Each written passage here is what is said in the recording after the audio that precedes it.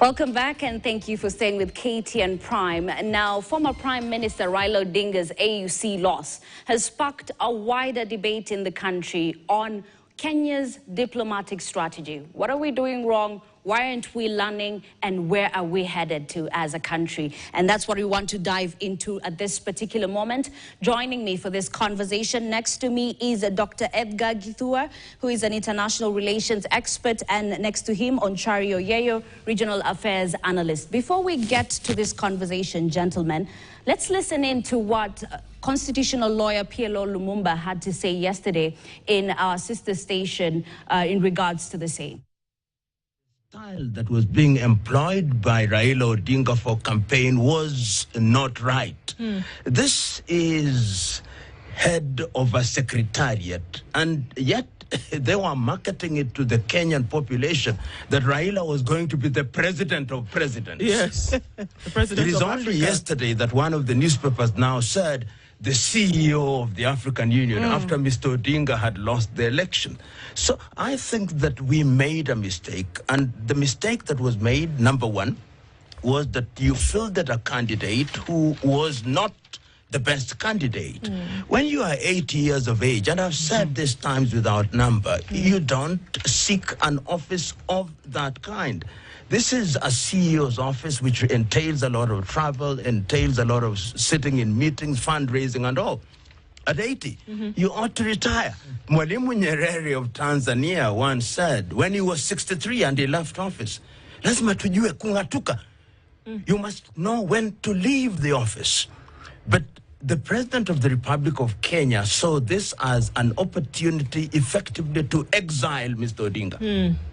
Exile him so that he could inherit his political constituency. And you saw how Raila's primary constituency, which is the Luo of Kenya, went gaga when Raila was nominated. Ruto suddenly became a saint, a canonized saint who could do no wrong. If I was the President of the Republic of Kenya, my first act would be to remove my Minister for Foreign Affairs and everybody who was involved, because the diplomatic faux pas that was being committed at all levels during the run-up to these elections is without comparison. That is PLO Lumumba yesterday, talking about the AUC race and how Kenya lost and questioning the campaign. I mean, do you agree that maybe it's high time we think about who exactly is running our foreign affairs? Okay, definitely within the purview of the president to appoint whoever he wants in that docket, because technically the CS is more of a policy maker, is there to guide policy. It's the technocrats that we need to be, it's the technocrats' voice that needs to come up. So assuming we do not know what advice the technocrats gave and whether it was listened to, so allowing the technocrats, the diplomats, the ones who have this experience to run the show quietly behind the scene. But listening to PLO, he alludes to very many things. For me, I look at it differently. Prime Minister Raila Odinga ran into headwinds of continental, geopolitical and continental issues, some that were a bit beyond his control. We're talking about the historical voting patterns of the blocs. We are going to play the religion card also, the Francophone versus Anglophone angle. So he ran into all those. So probably in terms of campaigning, the questions we need to ask is, did Kenya put enough effort in trying to woo the Francophone countries? Did we spend more time trying to talk to the Arab nations and selling them our agenda, because we were the stranger to them? So trying to just finding common ground, where can we compromise on all this? So, but to the Anglophones, I think we tried to do a good job based on, there's a list that was circulating the past 2 days on who voted for us and who didn't. How true it is, we don't know. But if that list is true, then it means at least some Anglo kept true to their word and voted with our candidate. And if that list is true, which we're not sure of, then it sort of depicts what exactly happened in 2017 when Ambassador Amina Mohammed was vying for the seat. The same countries that are being, say that they did not vote for Kenya this time round, or the same on that particular list. So perhaps, Onchari, coming to you, how are we going about it as a country? Aren't we learning from the history, you know, from the past mistakes and correcting them and trying to just ensure that we do better? Thank you so much. I think there's a difference between 2017 when Ambassador Amina Mohamed lost and 2025 when Raila lost. A couple of things. In 2017, Ambassador lost because of what we call geopolitical and continental cultural issues. Talk about Francophone countries, Anglophone, talk about Islam versus what? Christianity, because the Islam countries tend to actually band together in a stronger way than the rest of us were Christian-based. And then, of course, the Francophone countries also tend to also work together more closely than the Anglophone countries. In 2025, Raila was going to win. The only problem, the only millstone around Raila's neck became the president. The very person who actually projected him as the best candidate at some point decided to sabotage. Whether it was deliberate or accidental, that is for other people to decide. But Raila was going to pick it. How did it happen? At some point, for some reason, the president forgot that West African countries, a good number of them, have expelled the French. They don't want anything to do with foreigners, and especially the French, in their affairs. So anytime you take your phone and you call a French president to intervene in a crisis in Africa, you're offending those guys. So the work Raila had done to lobby these guys to vote for him was actually undone by that single phone call. Yeah. That is why the president of DRC decided not to show up when this president invited him for a talk with the president of Rwanda, Paul Kagame. And then the same thing is happening when you look at Sadiq. Yeah. The Americans have been trying to poke the South Africans for quite some time since Trump was inaugurated as president. And Ramaphosa has answered back in a very strong way, trying to tell him, hey, we're Africans and Africa is our business. Now, if the Kenyan president, who is pushing our candidate to become the EU Commission chair, is on phone with Macron, trying to find out whether this guy can come in to help us solve problems, he's basically going against the spirit of independence the Africans are pushing for. Yeah. And we have a new crop of African heads of state and government who don't want to be actually guided by foreigners as far as solving internal continental crises are concerned. So when a president who has made a lot of noise about the progress we need to make as a continent begins to again usher in foreigners, you know, you tip them off, you like annoy them. So the work that Raila had done going to the South African states, talking to those guys and mobilizing votes was actually undone. That is why there was a communique from Sadiq advising the members to vote for the guy from Madagascar. Something, obviously, which pushed back the work that had been done by Raila. Yeah. So the only reason that I can see which made Raila lose is the president. Okay. And the idea of Raila being 80 years and not being able to work is neither here nor there. As we speak now, the US president is 78 years. Okay? By the time he leaves office, I think he'll be above 80. Yeah. And when you look at Raila, he's fairly strong. So it's not about the number of years you have. It's all about the fight that is left in your life. Okay, and we'll talk about DRC, but let's come closer home. Before even DRC happened this year, in November last year, Dr. Kizza Besigye was abducted here in Nairobi. I mean, Amnesty International released a statement saying how it was deeply disturbed by the abduction and the lack of an extradition process from Kenya, noting that it was not the first time a foreign dissident had been abducted on Kenyan soil. So let's talk about that. How do we go from a country known for hosting asylum seekers to what we can term a country aiding in transnational repression? There you go. Now you see, now you've brought in other aspects. That's why I was telling you that, you know, continentally looking at this, all actions of the state are judged. So this election brought now all that baggage to bear. Because if you talk about those abductions that, like you rightly said, and you mentioned Kizza Besigye, then the attempted one on the, I think, the Tanzanian, there was also a Tanzanian lady, luckily I think she was released quickly, the Turkish nationals. So when it is supposed to, when a country is supposed to be seen as you know, as a safe space, and one that obeys international law and human rights law, when that is violated within our sovereign territory, and then we are presenting a candidate to go and try and spearhead an agenda that is going to bring about democracy, respect for the rule of law, there is that paradox. There is that, you know, it's a paradox of sorts. Yeah. So that also brings to bear. So the fact that people would now begin to ask the candidate who is supposed to lead and spearhead reforms and spearhead this type of agenda, are we going to trust him to speak out when injustices are carried out in other countries on the African continent? So to an extent, that also works against us. That worked against us.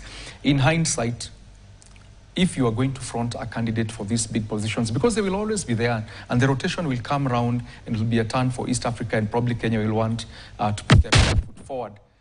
We need to know that our results are going to be as a result of the sum total of our conduct, both domestically and internationally.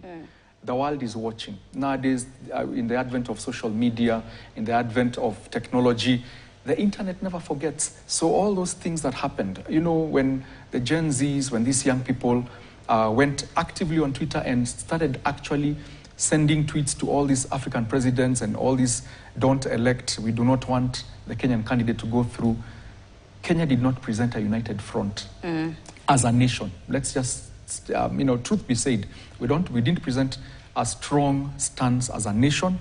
And so probably other heads of state looking at the candidate presented and probably asking, he appears not to have the full backing of the entire nation behind him. You know, who are we? But can you blame the youth? You can't blame the youth for what they were saying. But you see, that's what I'm saying. This is a result of the sum total of all these culmination of all these events. So on the day that it matters, the image that has been presented, it's a tainted, tattered image, and hence Raila becomes collateral damage in terms of the perception from the other heads of state. They look at him and believe like, you know what, he may not be the very best person for us in this point in time. Okay, but also there are some Kenyans who are arguing that it's how we present ourselves as a country, the bravado, for lack of a better word. I mean, look at the delegation that went to Ethiopia, 100 MPs, governors, all that. Did we really need that? Why couldn't we just hold a silent campaign like the other candidates?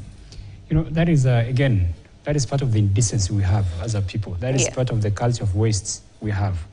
And when you want to talk about charting a new path for the continent, and then you carry a delegation of more than 200 people for a very simple election, you're basically saying the discipline we need as a continent cannot come from this candidate. But again, back to the idea of young people and what they did, the campaign they carried out with a lot of vigor against Raila. Now, and my colleague has just said it became collateral damage. The point is, Raila actually put his hand right in the Gen Z demonstrations. These kids had a message. They had an agenda. They had a task to accomplish. They wanted the government, their government, a government they voted for, to be able to respond to their needs. Cost of living, talk about lack of jobs. As we speak now, most of the guys who clear from schools don't actually have jobs to do. So they were pushing the government to come up with policies to transform their lives. And then at the point where the president was about to make concession, guess who came in to create confusion? It's Raila. Something he shouldn't have done. You know, he has a legacy running over so many years of fighting for freedom, defending people who are being oppressed. So he came in and decided to actually cut off the pathway these kids had to their voices being heard by the president. So they were disciplining Raila himself for his mistakes. So even as he comes back, he has some reflection to do. He has to do some introspection. Where did he get it wrong? Because this campaign could not have taken place had he not interfered with they are pushing for reforms. And then number two, when you look at things happening around here, talk about abductions, talk about, you know, kids being found in swamps, you know, bodies floating and all that, some parents collecting bodies from mortuaries, you know, at the end of the day, the buck stops at the president. He's the one who can make a phone call. You remember what happened with Muturi? He told us at the point at which he got to learn where his kid was is when he talked to the president. The president called the NIC director. Then the NIC director admitted that indeed we have your son. So you see, the buck stops with who? The president. So again, why to not for the actions of either omission or commission by the president, Raila could have made it. Raila also played a role in his own words. He actually sabotaged himself. If this president could have given Raila money, okay, then he shut his mouth. Raila goes around, mobilizes votes, he could have actually been elected AU Commission Chair. And obviously, it's a very small position, and I agree with PLO. It's not such a lofty position like calling him the president of presidents. That is unnecessary. That is a secretariat, okay? And the job is to mobilize resources, make phone calls, make sure letters are delivered. It's not that big, but Raila could have gotten it. Had the president not behaved the way he did. Again, the question is, was it intentional or accidental? You know, some things don't just happen. Yeah. No. There has to be a strategy. Yeah. Something has to be discussed. You look at the pros and cons, then you make a decision. For example, the president picks his phone and calls the French president. The president, of course, knows in Rwanda, as we speak now, they're busy trying to undo French as a language. Completely, they don't want it. The president knows so many countries, up to like 6 or 7 from West Africa, talk about Mali, Senegal. They don't want anything to do with the French. They've expelled them.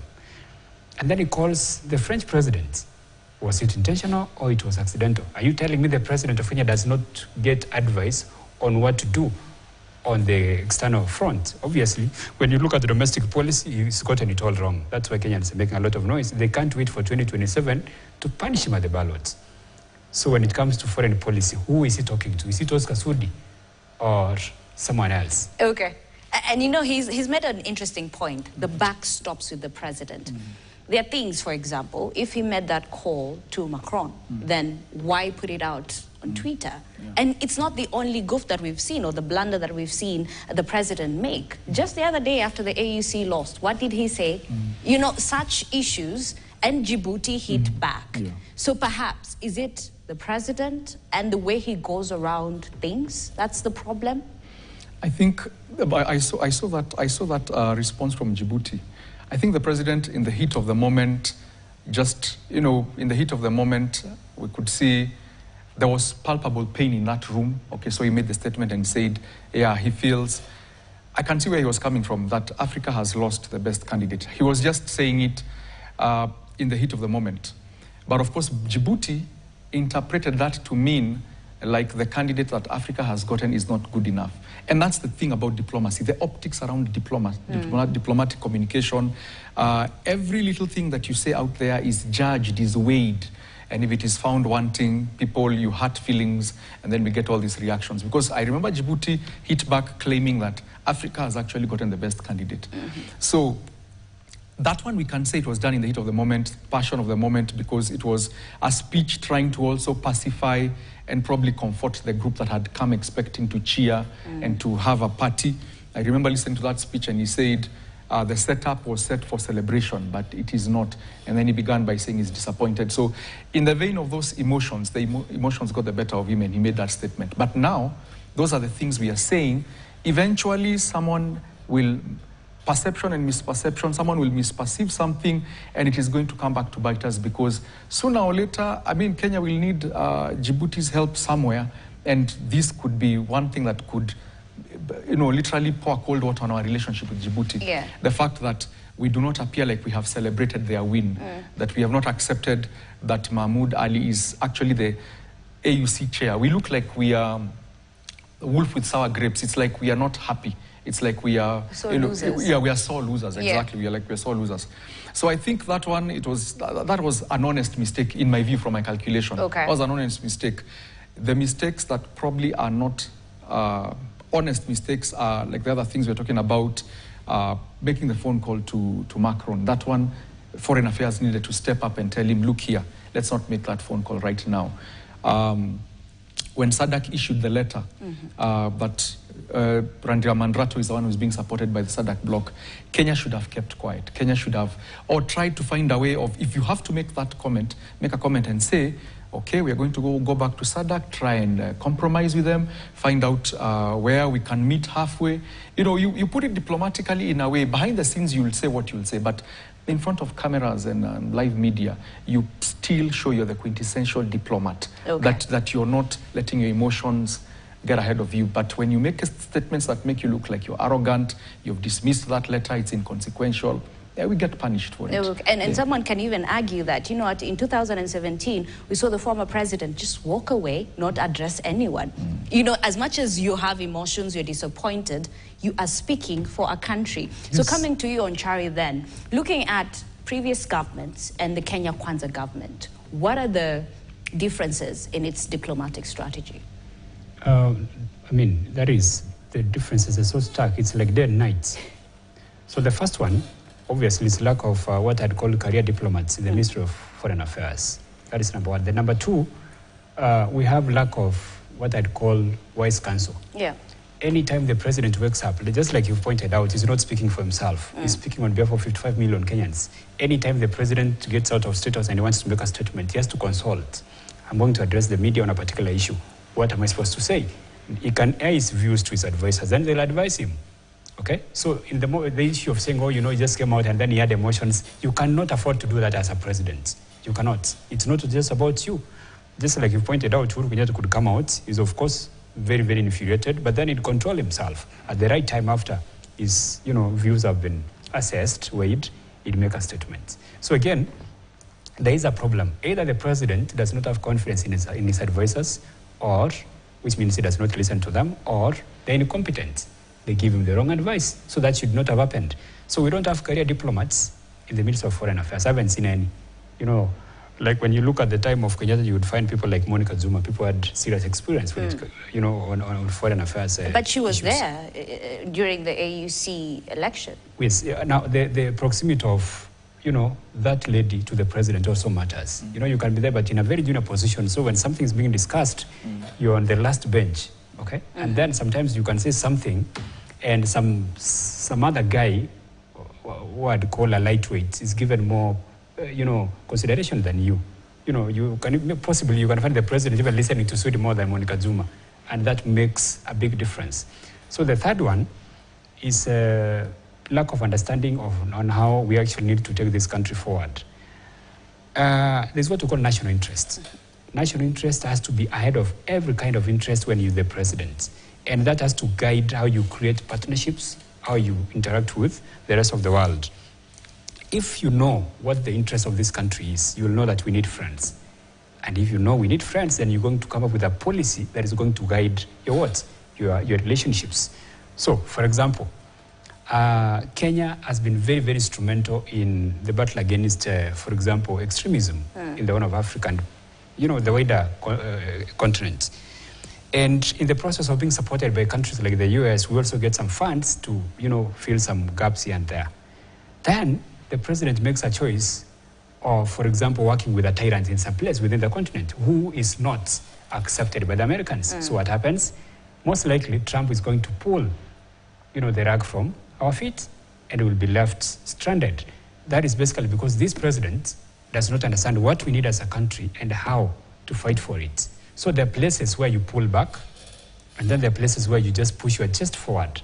Again, guided by the what? National interests. We have to defend our economy. We have to make sure we have the support we need to fight terror, because on our own we are not able to do that.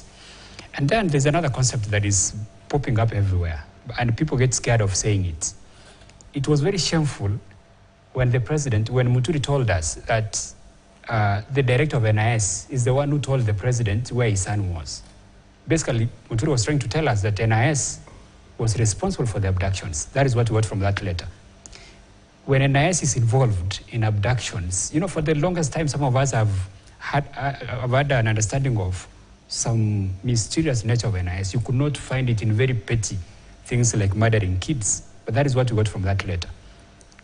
But NIS could have played a very key role, because I'm very sure we have a foreign desk, foreign intelligence desk at NIS to find out which countries are not likely to vote for us and what the president can do.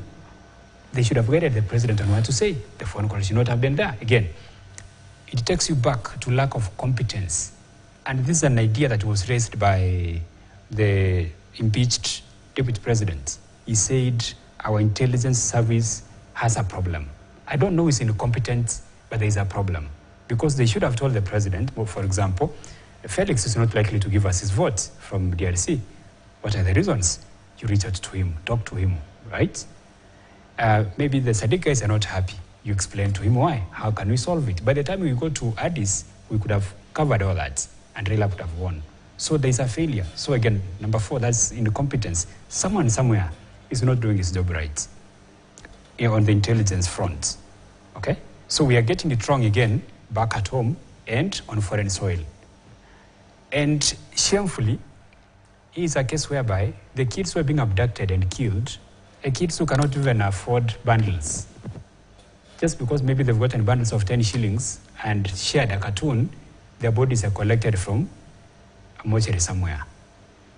The real threat to a government is a billionaire somewhere who can finance a revolution, not a kid who cannot even afford bundles.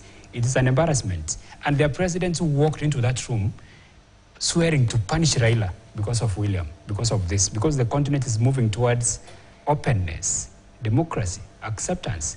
And the very young people you're killing are the ones who are suffering due to joblessness, poverty, and all these things. Okay. Yeah.